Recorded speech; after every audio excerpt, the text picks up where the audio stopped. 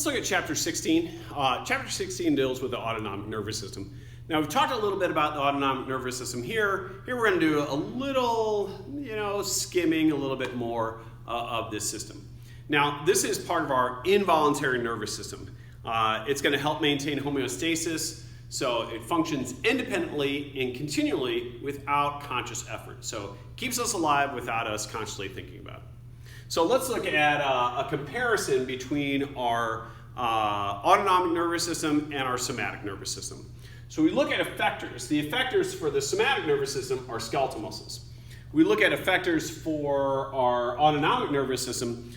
These are cardiac muscle, smooth muscle, and glands. All right. So let's take a look at pathways here. So motor pathways. If we're looking at a somatic nervous system, the pathway is we have our motor cell bodies are in the brain and spinal cord. So the cell body for that neuron is in the brain or spinal cord. And the axon extends to the skeletal muscle, and that axon is myelinated, it has myelin. If we look at an autonomic nervous system, so here the motor unit has two neurons in it, all right? So the first neuron, here, its cell body is within the brain or spinal cord. All right. Its axon synapses with the second neuron, and that's within a ganglion that is outside of the central nervous system. All right. And so that second neuron then extends to the effector. Now, the first neuron axon is myelinated. The second neuron is not myelinated. So its axon is not. Okay. And so that conduction is going to be slower there on that second one. So if we look at neurotransmitter effect, so if we're looking at somatic, we secrete acetylcholine, and it's always excitatory. If we're looking at autonomic, if we're looking at the sympathetic division secretes norepinephrine, which is abbreviated NE there. And the parasympathetic division secretes acetylcholine. Now, these may be excitatory or inhibitory. It depends on the receptor organ, so what it's binding to. Okay, so let's look at a comparison here between our autonomic nervous system divisions. So if we look at the parasympathetic and the sympathetic, so this side showing parasympathetic, this side is showing sympathetic division. So the parasympathetic division controls the normal activities of the viscera, so what's going on, your digestive activity, your heart rate right now, and so on. These nerve endings, they arise from the brain and the sacral region of the spinal cord. So with these guys, they have, so they have that two neuron circuit there. So the first, they have long first neuron fibers, and the second neurons have short fibers there. So essentially the first neuron goes to that organ, and within the organ a lot of times is where that ganglion is. So that sympathetic ganglion typically are within that visceral organ. All right, if you look at the sympathetic division activates the body to cope with stress or excitement. As I mentioned, the 4 F's response, so fight, flight, freezing, or mating. All right, these originate from the thoracic and lumbar regions of the spinal cord. Here they have a short first neuron fibers, and then they have a longer second neuron fibers. So they have the sympathetic chain ganglia, which lies close to the spinal cord. Okay, so let's take a look at visceral reflexes. These are similar to the reflex arcs of somatic reflexes. So here we have a receptor, we have a sensory neuron, an interneuron, a motor neuron, an effector. The only difference here is that with these guys, they have a two neuron motor chain. So instead of having one like somatic, they have two.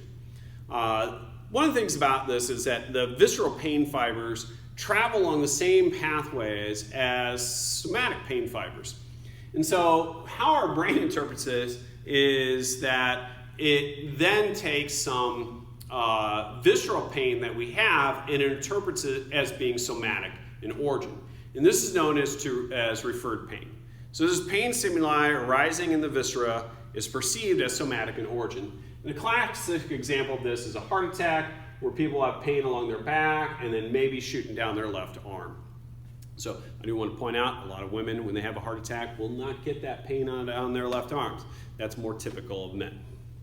All right, let's look at receptors and neurotransmitters. So one are cholinergic fibers. So cholinergic fibers, this is a nerve fiber that that secretes acetylcholine at the axonal terminal. So here we're secreting acetylcholine. So you can see on all of these, we're secreting acetylcholine. So those are cholinergic fibers here. So this is all autonomic nervous system first neuron axons, and all parasympathetic division post-ganglionic axons. So we're seeing acetylcholine release there as well. All right. So next are adrenergic fibers, and this is a nerve fiber that secretes norepinephrine at the axonal terminal, and that's what we see here. Norepinephrine is being secreted. All right.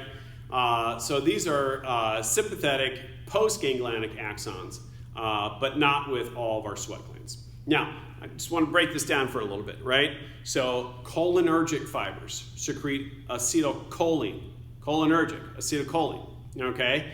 Adrenergic, a common name for norepinephrine is adrenaline. Adrenergic, adrenaline, okay? So that's where we get those names.